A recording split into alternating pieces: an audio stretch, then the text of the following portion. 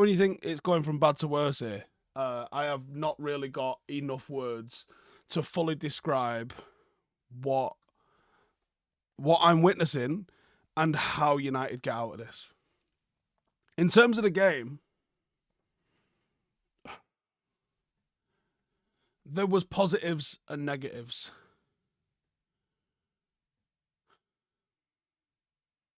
There were positives and there were clearly negatives. And it just felt like United at the moment are playing like a team without any confidence whatsoever. And maybe that's deserved. Maybe that's something that is being affected because of all of the drama surrounding the club.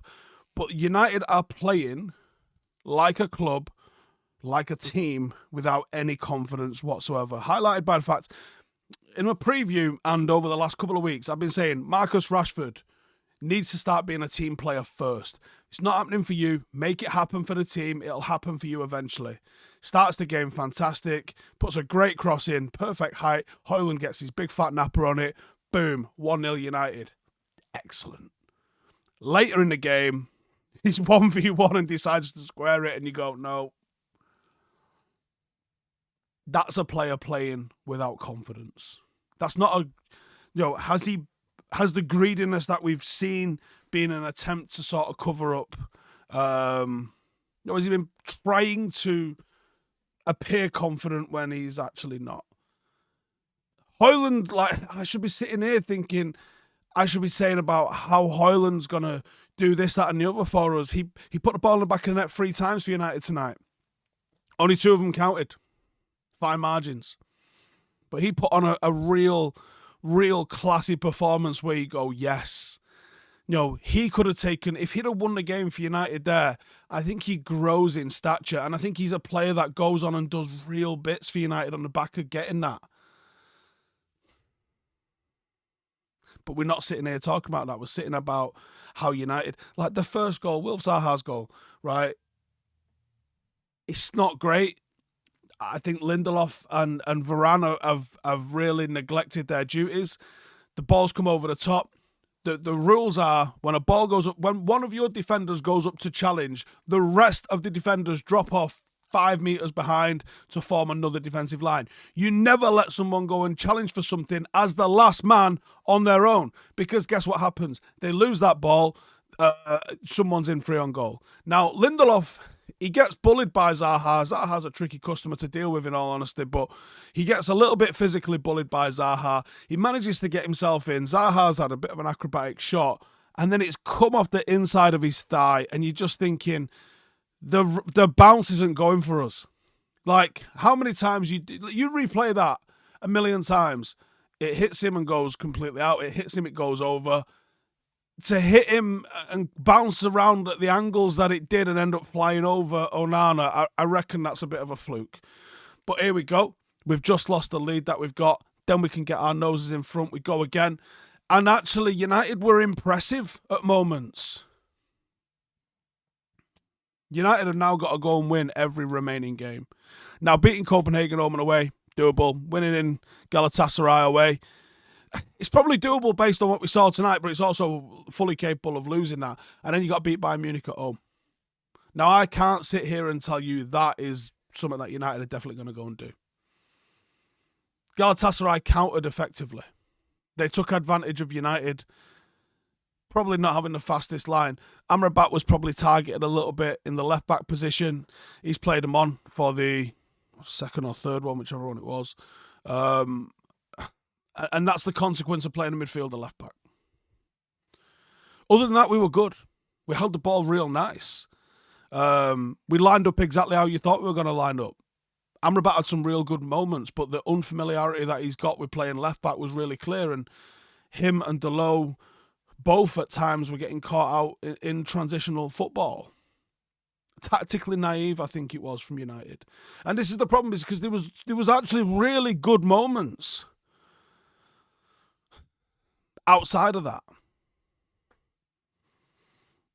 Were the substitutions enough? Were they quick enough? People were calling for Marcus to go a little bit earlier. for me, the red card was... It was probably gonna happen, and it was probably fair. But Jesus Christ, did he buy it? And I've seen players given for simulation. Like, you can't look me in the eye and tell me he didn't simulate. He leant so far over towards Casemiro. Casemiro slid in along, like, for the ball. He's not going to cross the man. The man has come across him to make the contact. Like, it's simulation.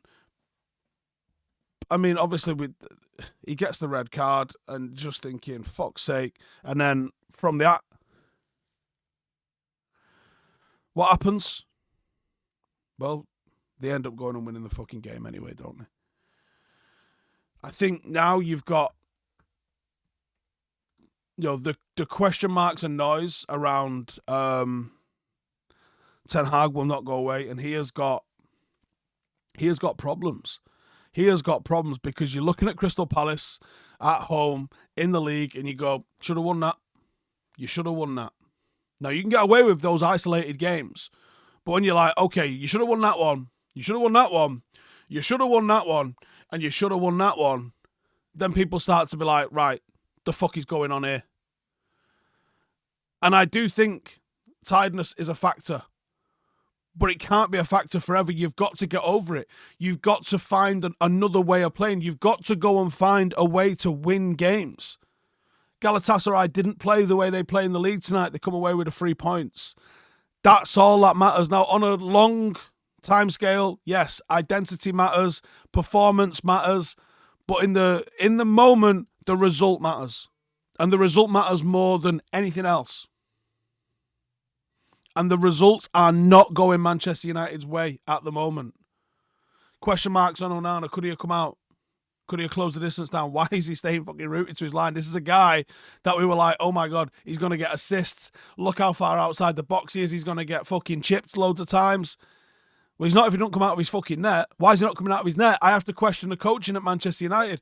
David De Gea, the habits that we saw in him, and one of the reasons why we ended up getting rid of him and wanted him gone were because of these habits. Now, I'm seeing Onana doing these habits. Is it the coaching at United? Who the fuck is the goalkeeper coach? The dog's hearing me shout now and he's come up because he's flapping. Why are these things happening? We're devoid of confidence. We're missing that bit of an identity. We're certainly missing a spark. But do you know what? There were nice moments tonight, and I'm devastated. I'm devastated for United, but I'm devastated for Hojlund because Hojlund should be coming off here today. Put the ball in the net twice, 3 times. Should have come away. Could have come away with a hat-trick in the Champions League. Fucking brilliant. Do you know what I mean? Like, you should be sitting there going, oh, what a fucking player. We're really starting to see what he brings to the team. He's a first-time finish, get crosses into the box kind of guy. Literally why in the preview we were talking about get Bruno on the right-hand side, put crosses into the box. Didn't really do that for him. The chances were limited despite this obvious talent that we've got in the 9. It's going to get better. I believe that. I'm not just saying that. I do believe it'll get better, but fuck me, when? Is there any chance of it happening like right now? Because it's fucking hard work taking this, innit? Give us your thoughts in the comments. See you in the morning with 5 things.